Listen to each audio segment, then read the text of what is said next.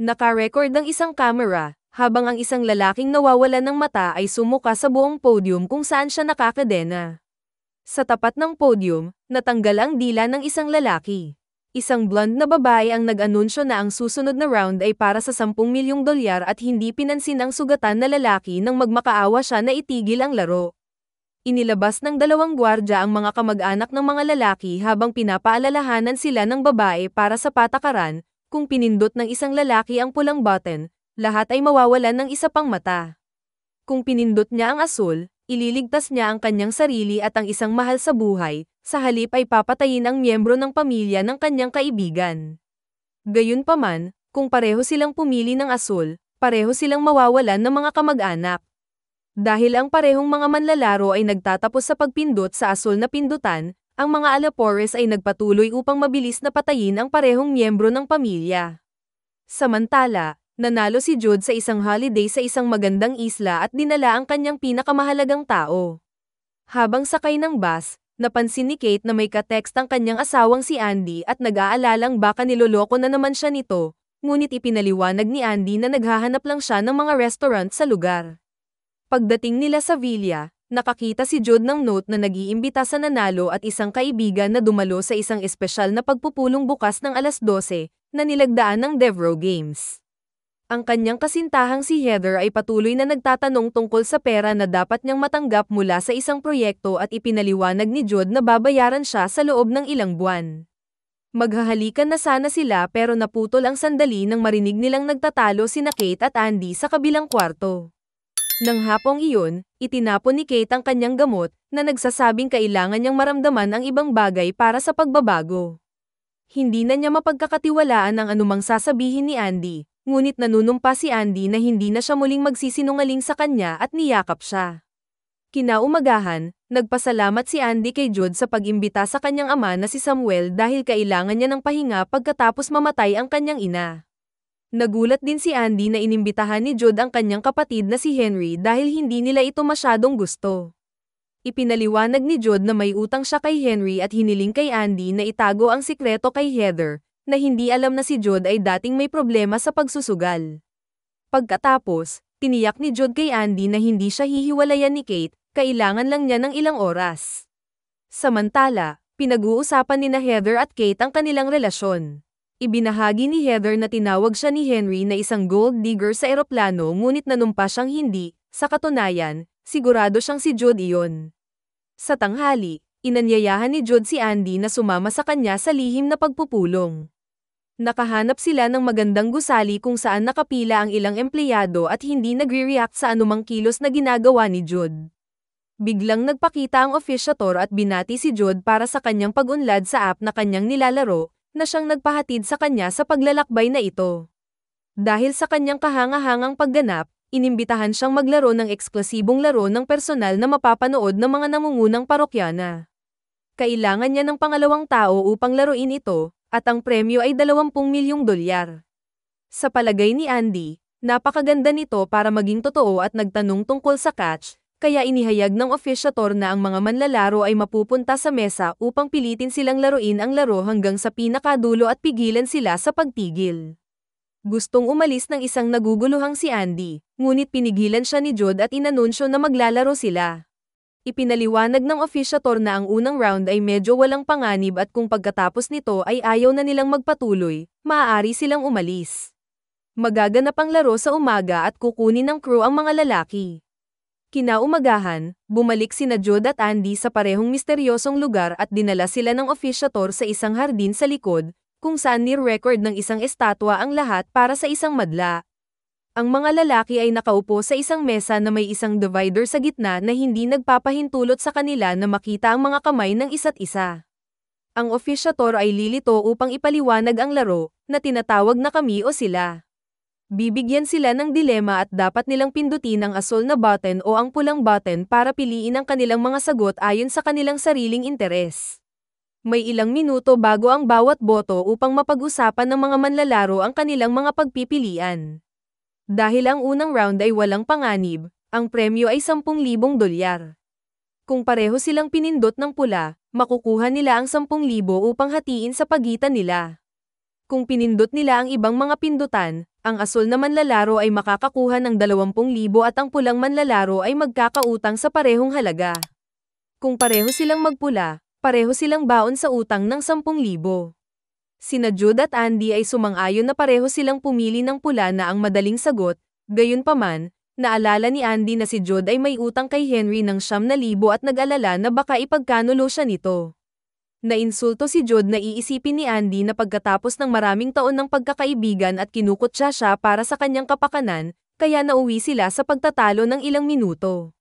Kapag naubos na ang oras, pareho silang pumili ng pula at nakuha ang premyo.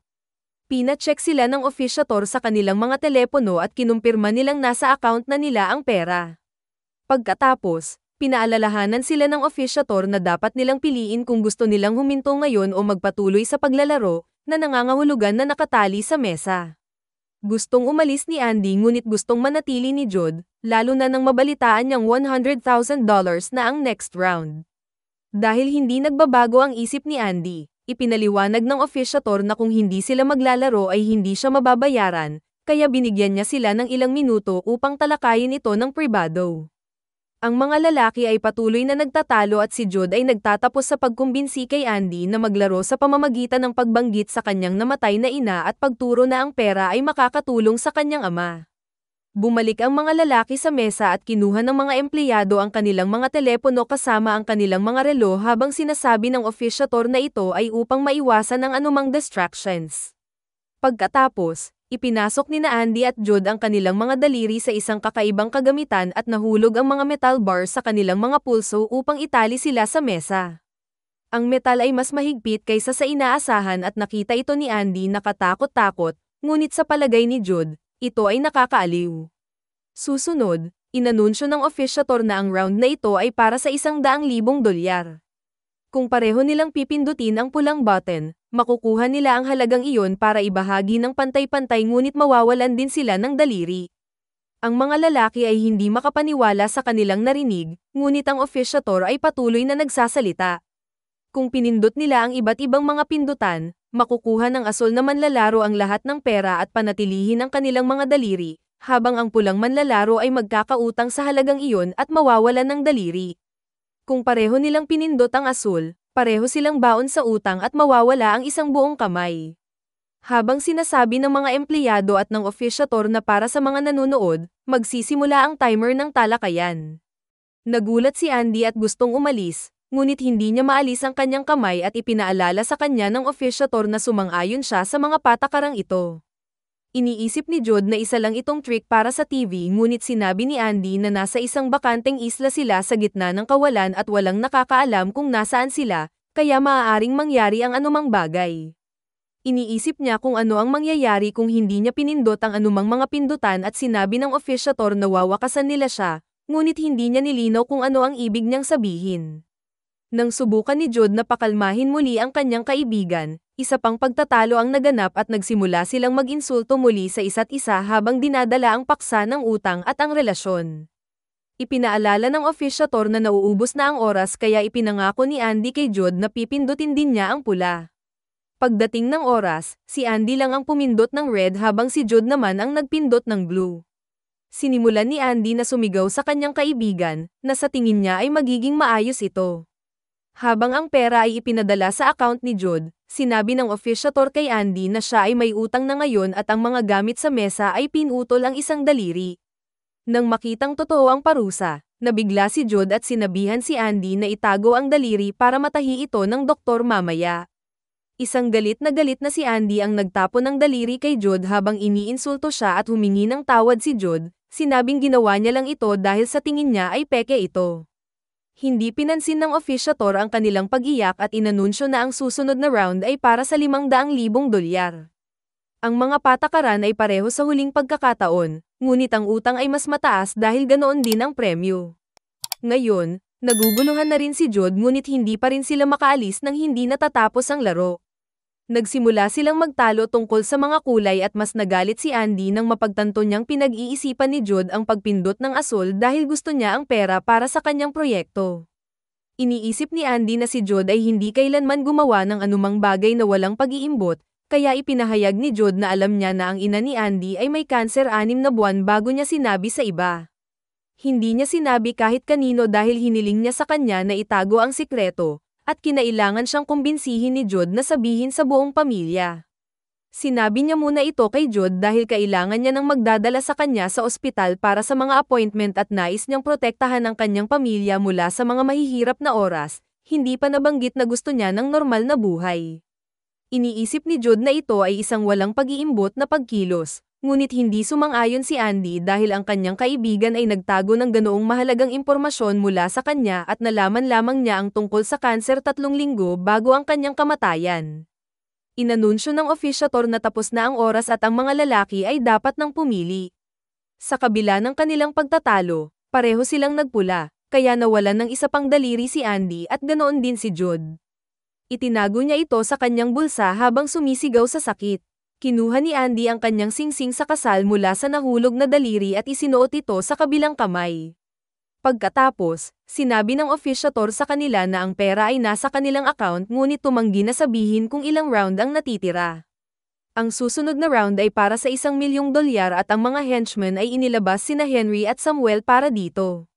Nakatali sila at ngayon ay nakatutok sa baril.